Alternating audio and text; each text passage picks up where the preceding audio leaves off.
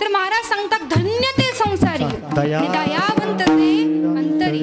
ज्यांच्या अंतःकरणामध्ये दया असते ते संत येथे उपकार करण्याकरिता येतात. महाराज तुम्ही म्हणताल संसार तर कसा आहे, दुःख बांधवडी आहे हा संसार आणि सुखाचा विचार नाही कुठे.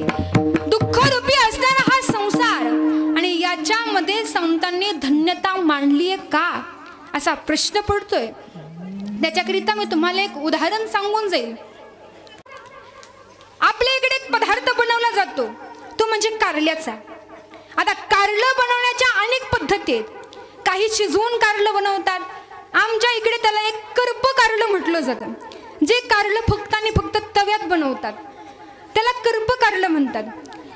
मग एखाद्या महिलेनं कारलं बनवायला घ्यावं. कसंही कारलं मोठ्या फोडी चिरलेले आहेत, तव्यामध्ये टाकल्यानं मीठ टाकून खायला दिलं ते कारलं कसं लागतं, कडू लागतं. पण त्याऐवजी एखाद्या सुगरणीनं ते कारलं बनवायला घ्यावं. कोणतं कारलं? करप कारलं. ती काय करते माहितीये का, ते जे कारलं आहे ना त्याच्या सुंदर अशा बारीक बारीक बारीक फोडी करते. नंतर ना तव्यामध्ये त्या कढईमध्ये तेल टाकते आणि नंतर त्याच्यामध्ये लसूण टाकला जातो. लसणाची फोडणी बसली की नंतर ते कारलं धुवून टाकायचं आणि ते टाकलेलं कारलं अगदी खरपूस होईपर्यंत भाजलं जातं आणि नंतर शेवटला त्याच्यामध्ये ती मीठ टाकते. आता एक गोष्ट लक्षात ठेवा बरं का, खरी सुगरण कशी ओळखायची.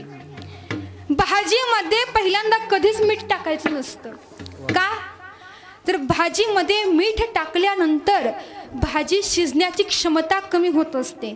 म्हणून ज्यावेळेस आपली भाजी तयार व्हायला लागली, 2 मिनिटात आता आपली भाजी तयार होणार आहे असं लक्षात आलं की नंतर मीठ टाकावं. याच्यावरून महाराज सुगरण ओळखावी.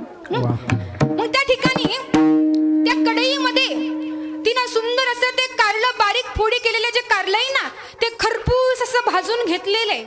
त्याच्यात मीठ टाकलं, शेंगदाण्याचा कूट टाकला, सुंदर असं थोडंसं तिखट टाकलं आणि हे कारलं तयार झालं.